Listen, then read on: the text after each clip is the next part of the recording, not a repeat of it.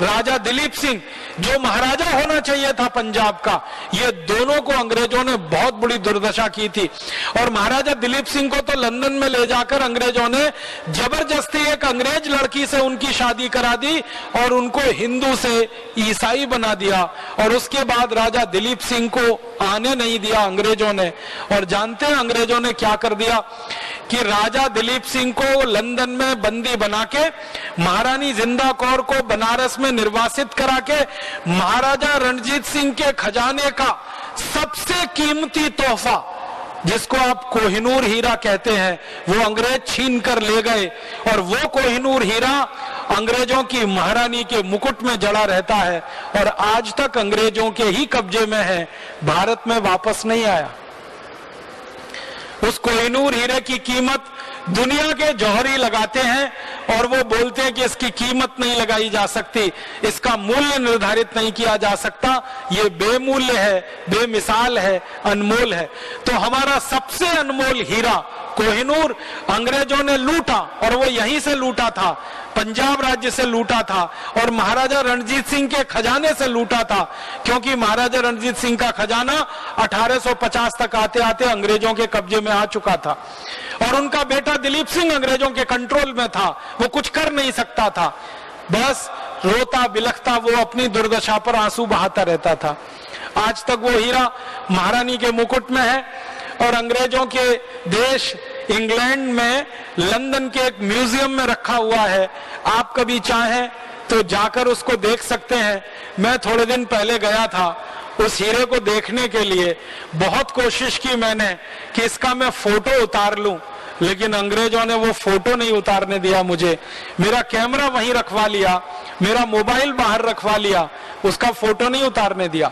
और वहां रहने वाले जो भारतवासी हैं उनको मैंने कहा कि आप तो 20 साल से 25 साल से 30 साल से यहाँ रहते हैं, क्या आप कभी ऐसा नहीं कर सकते कि इसका एक फोटो उतार के दे दें? तो कहने लगे जब ये हीरा हमारा था तब तो ये हो सकता था, अब तो अंग्रेजों के कब्जे में है तो हम भूल ही जाएं तो अच्छा है। ये हमारी मानसिकता बन गई है। जो भारतवासी इंग्लैंड में रहते हैं उनकी ये हैसियत हो गई है कि वो कहते हैं कि इसको तो भूल ही जाएं तो अच्छा है। तो अंग्रेजों ने कोहिनूर लूटा यहाँ से, अंग्रेजों ने कितने खजाने लूटे हैं यहाँ से और किस तरह से दुर्दशा हुई है हमारे देश की, ये उसकी छोटी छोटी बातें हैं। हमने कुछ भूलें की हैं इतिहास में और उसमें से एक बड़ी भूल कि हम मिलकर अंग्रेजों से नहीं लड़े। भारत में 565 राजा थे, अंग्रेज बहुत छोटे थे उनके सामने। आपको सुनकर हैरानी होगी कि एक साथ सारे अंग्रेजों को अगर खड़ा कर दिया जाए पूरे भारत में तो उनकी संख्या कुल मिलाकर 52,000 के आसपास थी।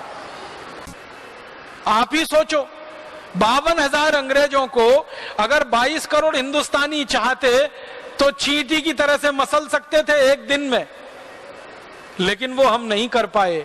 क्यों नहीं कर पाए? ये जो 22 करोड़ भारतवासी थे ये 565 रियासतों में बटे हुए थे।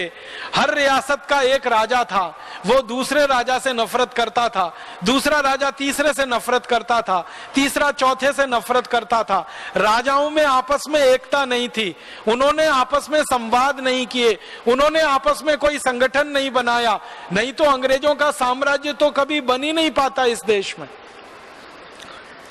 तो इतिहास से जो हमें सबक सीखना है वो ये कि अगर हम बटे हुए रहेंगे तो हम कभी भी विदेशियों का मुकाबला नहीं कर पाएंगे, चाहे कितने ही थोड़े विदेशी हमारे ऊपर हमला करें। और अगर हम संगठित रहेंगे तो कोई विदेशी की हिम्मत नहीं है जो हमारी तरफ आंख उठाकर देखे, क्योंकि वो हमारे सामने टिक नहीं पाएगा।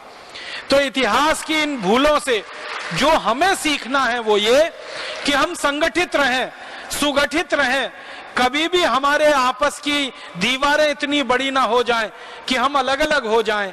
जैसे हमारे राजाओं ने गलती की वो गलती हम भविष्य में ना करें, तो आने वाला समय कुछ और होगा और एक नया इतिहास इस देश में लिखा जाएगा।